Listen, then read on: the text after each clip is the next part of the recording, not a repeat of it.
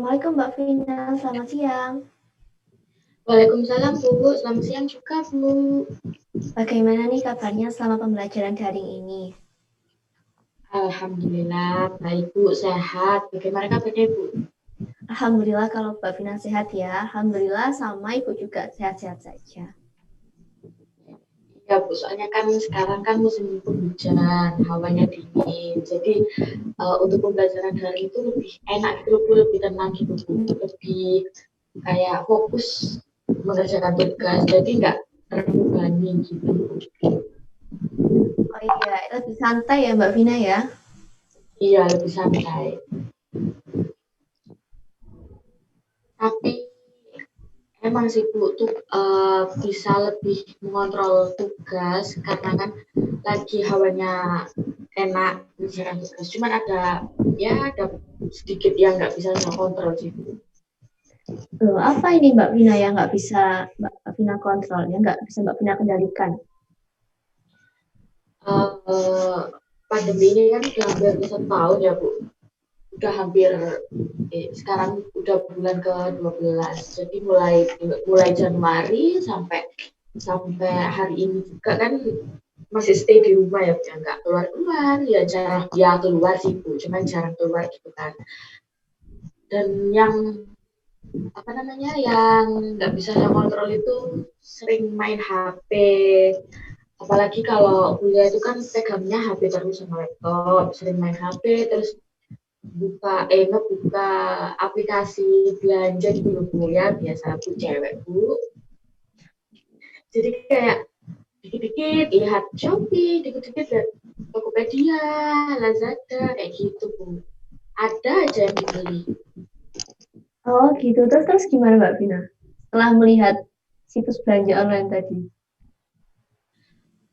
Tergoda sih Bu, tergoda barang-barang. Meskipun ya barang itu nggak seberapa penting sih Bu bagi saya Bu. Oh, jadi barang yang dibeli ini tadi bermanfaat tidak buat Mbak Vina?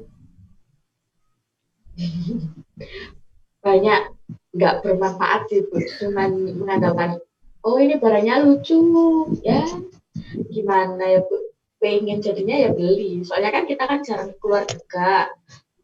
Jadi sekali lihat di apa aplikasi belanja gitu langsung beli gitu Bu. Berarti Mbak Vina ini hanya membeli barang karena lucu ya, tanpa mempertimbangkan barang itu nanti bermanfaat nggak buat buat Mbak Vina, kepakai nggak gitu ya? Iya Bu. Iya gitu. Jadi ya saya Nah, nggak setelah seberapa barang itu lihat datang nih, manfaat atau enggak. oh gitu. Nah, misalnya ya Ya Mbak Bu, Vina, setelah barang itu datang nih, apa ada rasa penyesalan dalam diri Mbak Vina? Seperti, ngapain ya saya kok beli barang ini? Padahal kan barang ini tidak begitu saya butuhkan gitu. sering Bu, sering banget. Kadang juga saya itu ngasih barang yang saya beli itu ke teman saya atau ke mbak saya, adik saya gitu Bu. Daripada nggak kepakai ya Mbak Vina ya, jadi dikasihkan gitu ya. Ya, benar Bu. Apa tidak sayang ini uangnya dipakai untuk membeli barang yang akhirnya Mbak Vina nggak menggunakan barang itu gitu. Ya sayang Bu. Apa namanya? Setelah barangnya datang itu baru kerasa misalnya Bu. Harusnya harusnya saya tuh bisa nabung kalau nggak beli barang ini, tapi selalu tergoda gitu Bu. Begitu ya Mbak Vina. Mbak Vina di sini sudah menjelaskan kalau sejak pandemi ini kebiasaan belanja online untuk membeli barang-barang yang tidak bermanfaat itu semakin tidak terkendali ya. Iya Bu. Nah, baiklah kalau begitu. Berarti Mbak Vina di sini itu kesulitan untuk memanajemen keuangan, mengatur keuangan gitu ya. Iya Bu, benar.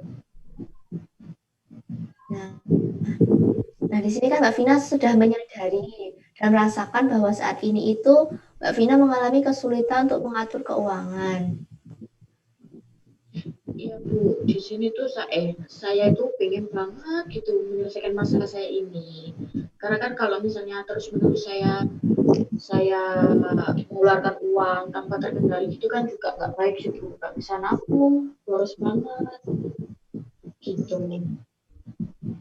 Iya sih Mbak Vina, boros banget ya jadinya karena membeli barang-barang yang nggak penting ya. Iya, Baik Mbak Vina, sebelum kita mulai sesi konseling hari ini ya, kira-kira Mbak Vina butuh waktu berapa lama? kurang lebih 30 sampai 40 menit, insya Allah cukup Bu. Ya sudah kalau begitu. Nah, kalau begitu, tujuan konseling kita hari ini itu membantu Mbak Vina untuk menyelesaikan permasalahan yang tadi, permasalahan Mbak Vina yang sulit mengatur keuangan. Nah, kita akan menggunakan strategi konseling yaitu self management. Self management itu apa Bu? Ya, Mbak Vina saya jelaskan dulu. Self management itu strategi di mana Mbak Vina nanti bisa mengarahkan perubahan tingkah laku Mbak Vina secara mandiri. Nah, pada self management ini nanti ada 3 strategi yaitu self monitoring, stimulus control, dan self reward. Self monitoring itu upaya untuk mengamati diri sendiri dan interaksinya dengan lingkungan. Terus stimulus control itu merancang antecedent atau isyarat. Jadi kita merancang petunjuk untuk menambah atau mengurangi tingkah laku gitu. Nah, untuk yang terakhir self reward itu pemberian hadiah pada diri sendiri apabila kita sudah mencapai tujuan yang kita inginkan. Paham, Mbak? Oh gitu ya. Paham paham Bu. Di sini Mbak Vina bisa memilih mau menggunakan strategi yang mana. Mau menggunakan satu strategi atau lebih. Dari penjelasan Ibu tadi, saya kayaknya lebih memilih ini Bu, strategi stimulus kontrol. Sepertinya cocok Bu untuk saya menyelesaikan masalah. Baik ya Mbak Vina. Jadi Mbak Vina memilih strategi stimulus kontrol ya. Apa Mbak Vina siap melakukan strategi yang Mbak Vina pilih ini tadi? Siap banget Bu, biar bisa menyelesaikan masalah saya, biar bisa mengontrol keuangan saya Bu. Biar bisa hidup hemat ya Mbak Vina, tidak boros ya. Iya Bu, benar. Nah, jadi sekarang saya akan memodelkan ya strategi yang sudah Mbak Vina pilih. Nanti Mbak Vina mempraktikkan apa yang sudah saya modelkan. Gitu ya. Iya Bu. Nah, sekarang posisinya ketika kuliah sedang berlangsung, saya nggak boleh membuka situs belanja online. Lebih baik saya mendengarkan penjelasan dosen atau mendengarkan presentasi teman. Seperti itu. Dan ketika saya gabut, mungkin tidak ada tugas atau tidak ada kuliah hari itu, saya bisa kok membuka aplikasi belanja online, tapi mungkin cukup sekali, 2 kali gitu. Ya tidak sering lah, karena atau mungkin boleh membuka tapi untuk membeli barang-barang yang bermanfaat.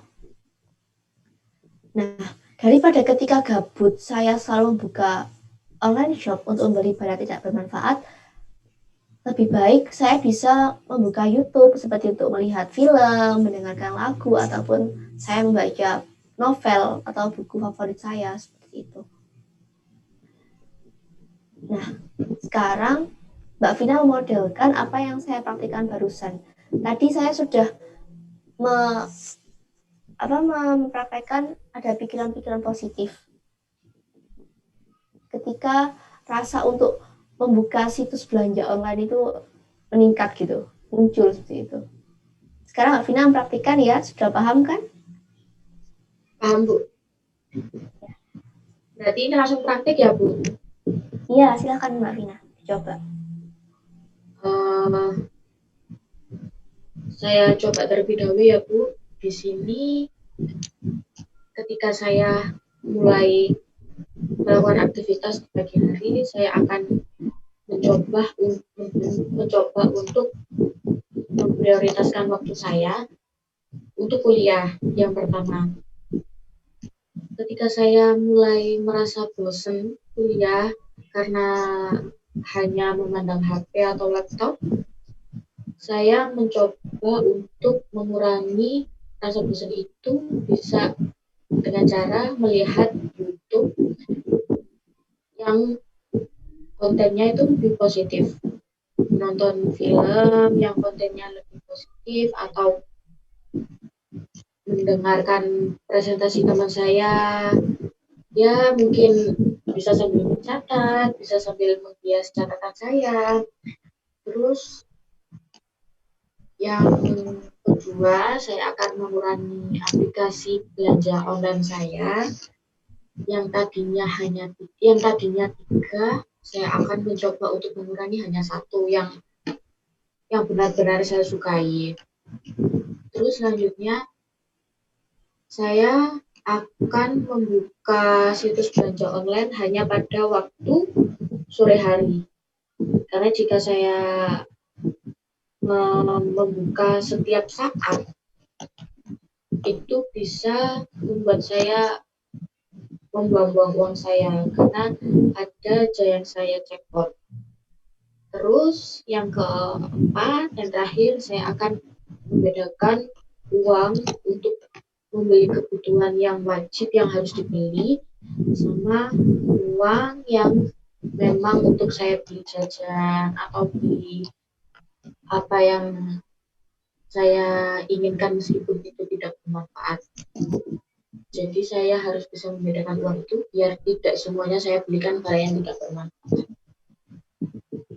Gitu Bu. Bagus Mbak Vina. Mbak Vina sudah bisa menanamkan pikiran positif juga ya untuk merubah perilaku ketagihan belanja online ya selama masa pandemi ini. Nah, biar Mbak Vina makin paham, makin mantap juga ya mempraktikkan strategi ini, kita ulangi lagi ya. Nah, saya akan mencontohkan lagi ketika pada situasi yang sebenarnya. Jadi, Mbak Vina sedang kuliah online, terus muncul rasa ingin membuka situs belanja karena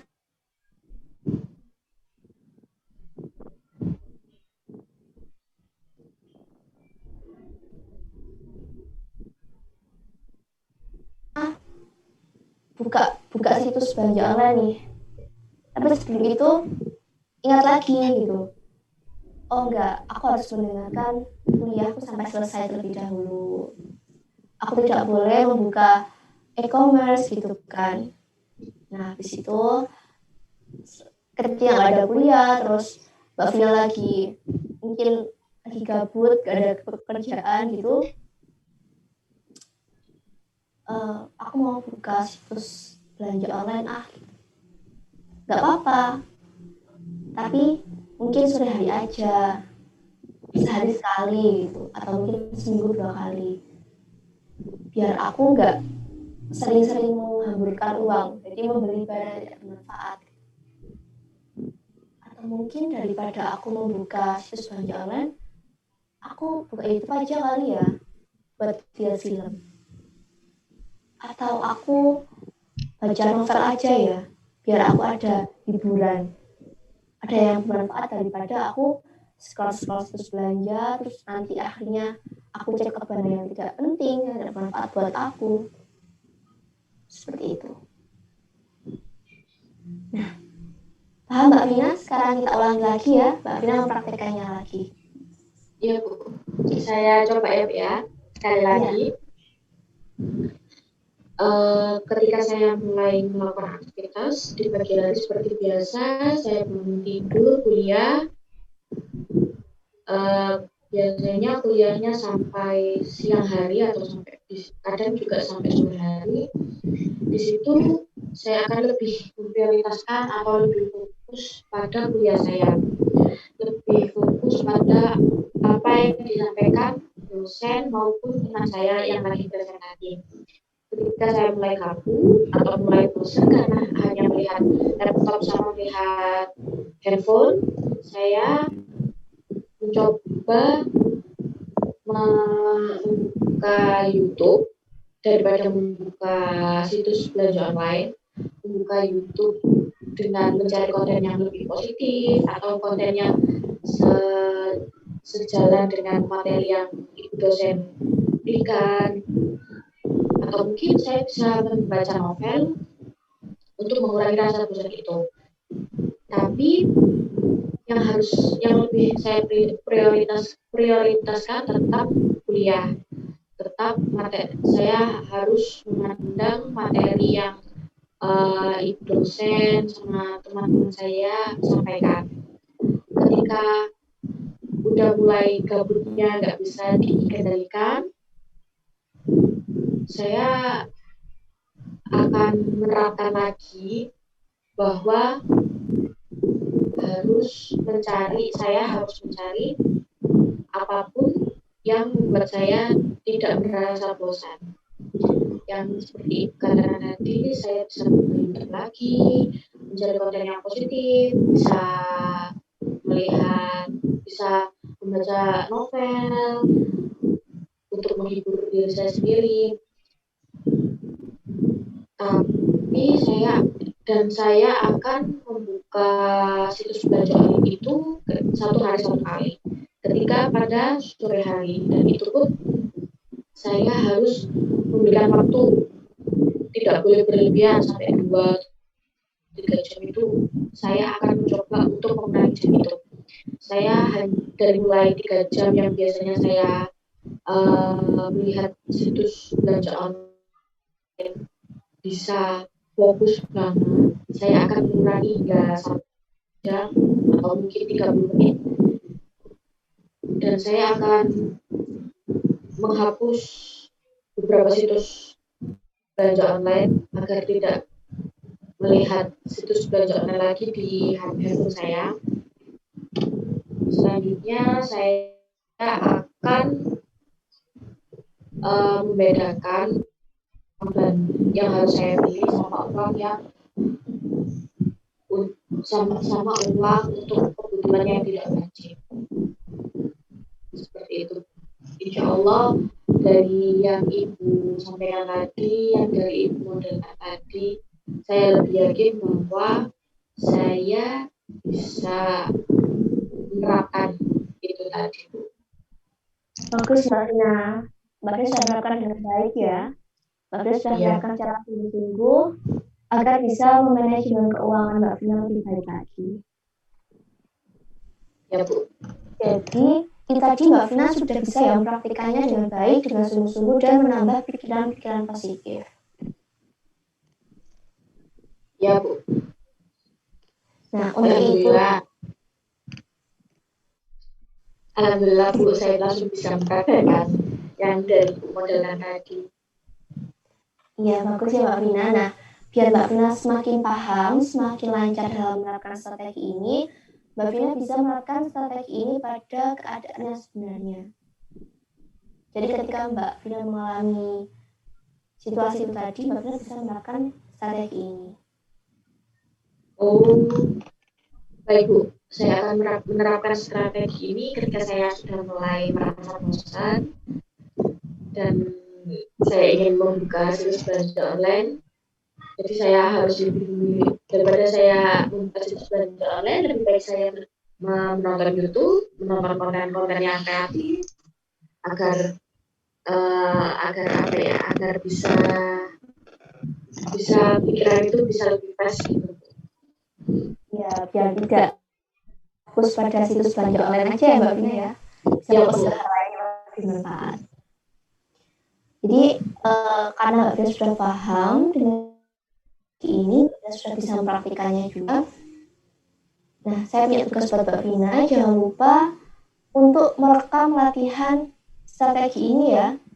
Jadi ketika Mbak Vina mempraktekannya nanti pada latihannya, karena nanti hasil dari rekaman latihannya Mbak Vina tadi untuk dijadikan bahan evaluasi di konseling kita selanjutnya.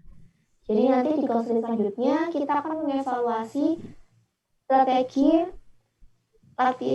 strategi yang sudah Mbak Vina terapkan itu.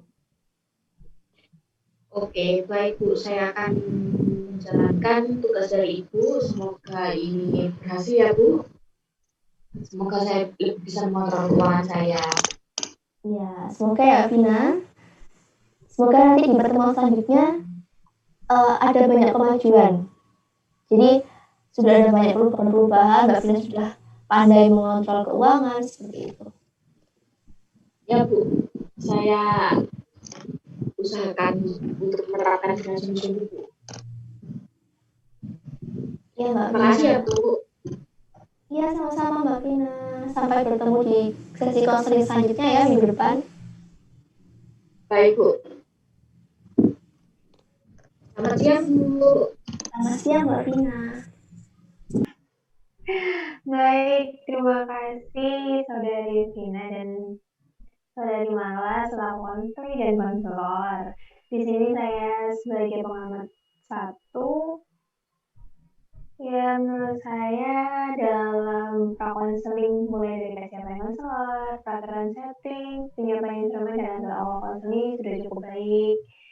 Walaupun itu instrumennya nggak terlalu kelihatan karena ya memang keterbatasan kamera dan tempat juga ya.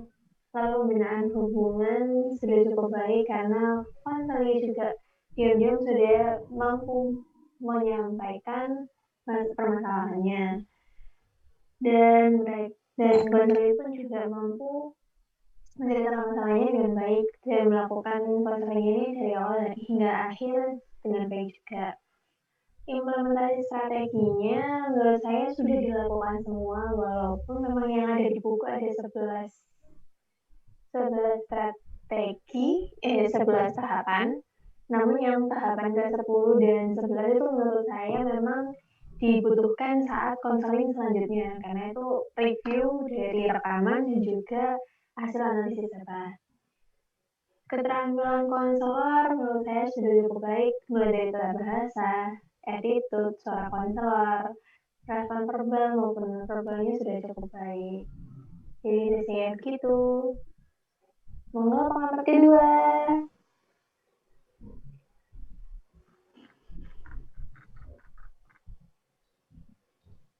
Iya.